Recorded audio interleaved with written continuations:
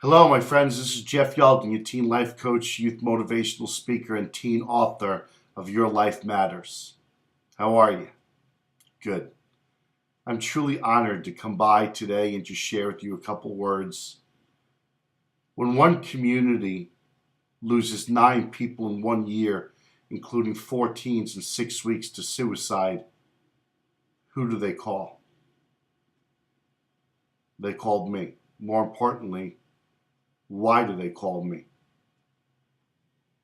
I am truly honored and blessed to have had the opportunity of coming out to Wawasee High School and Warsaw High School in beautiful Indiana, where Indiana hospitality is some of the best hospitality in all of the world, with the exception of their winter weather.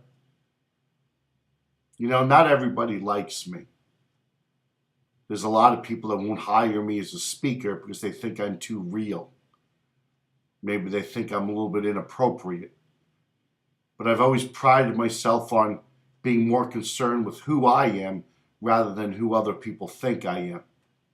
What you see on stage is what you see off stage. I'm opinionated, I know. I'm not perfect. I don't claim to be perfect. But I'll tell you something. I've always prided myself when I come to an event and I get the honor of speaking to teenagers, whether it's 100 teens or 1,000 teens, it doesn't matter.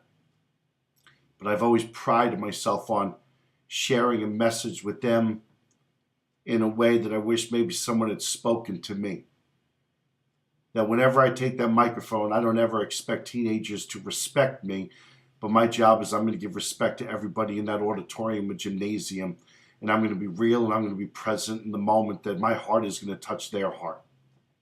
When I was invited to come to Wawasee High School, Mr. Don Harmon, the principal, and Warsaw High School, Mr. Troy Akers, the principal, we had a pretty lengthy conversation talking about my message and how I would go about the message.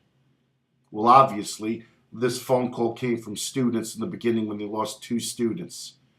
Kaylee was a freshman and Casey was a senior. I can't come into the community and talk about the losses of our kids and maybe sensationalize the death of 2 or 4 students or the loss of 9 people in 1 year. But I can come into a school and a community and I can bring back togetherness, I can bring back some laughter, and I can reflect on where we've been, but more importantly, I can talk about where we're going. And that's really all I do. I tell communities that suicide is a permanent solution to a temporary problem. It's a very selfish act, and oftentimes the answers we're looking for to the questions we ask may never be found. But when you realize the bottom line is the person that made such a decision will never walk back through those doors. But what are we going to do? Are we going to mourn the loss of this person forever? Unfortunately, we can't. This is an experience of life. It's kind of like the circle of life. But I'll tell you what.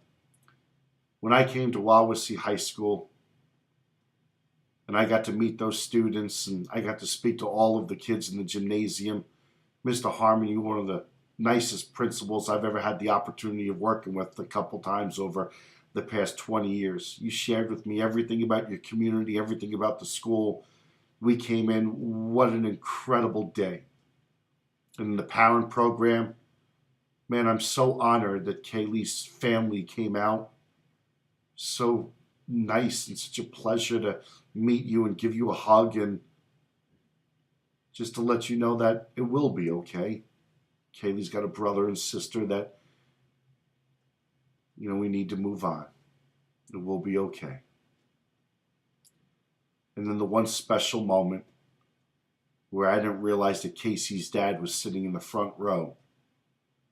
But it was interesting as I'm talking to 800 parents that night, one student reaches over and taps this gentleman on the back, and I'm thinking to myself as I'm speaking, why is it that we have to wait for such words from a speaker to kind of touch your heart to be able to just say thank you? Well, that wasn't the case. It was actually this young man just patting Chris Oakes on the back and saying, I'm here for you, man. And it was at that moment that I realized that Casey's dad was sitting right there.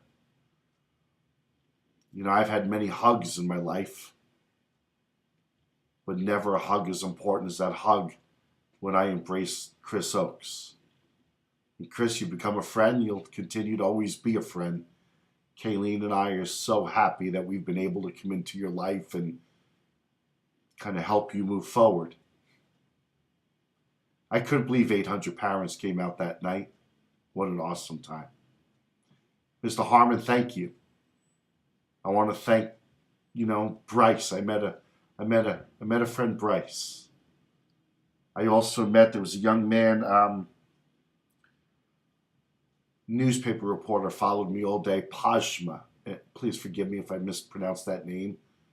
Pajma, I met with him for about an hour and a half as he wrote a newspaper article.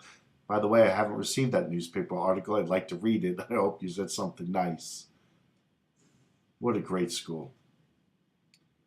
So I thought Warsaw, if they could be half as fun and exciting as what Wawasee was, I would have a great trip. Mr. Troy Akers, you and your staff and your kids, wow. You certainly didn't disappoint. 2 great assemblies. 2 great assemblies. And I got to go to the basketball game that night. I got to hang out with my friend Cameron, and Cameron, you're a big boy, man. I thought, I'm big. You're big. You're a nice young man. You could date my daughter. You have a girlfriend. You have a very pretty girlfriend, and I hope you treat her like a lady. I hope you respect her, and remember the 2-foot rule.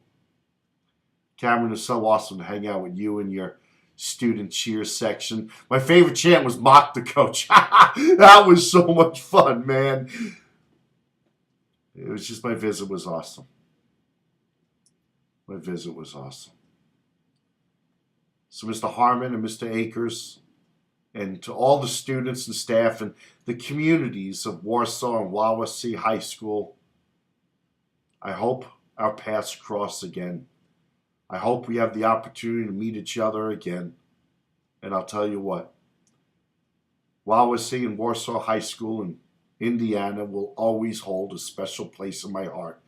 I just wanted to stop on by and just truly say thank you from the bottom of my heart. Kayleen and I reflect on our visit, and we will continue to do so. I just want to say thank you. Thank you for letting me touch your heart and giving you permission to move forward during such a tough time. It's been a tough year. But remember what I said about gratitude.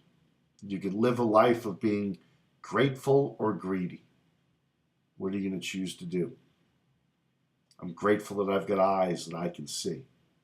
I'm grateful that I got hands that I can touch.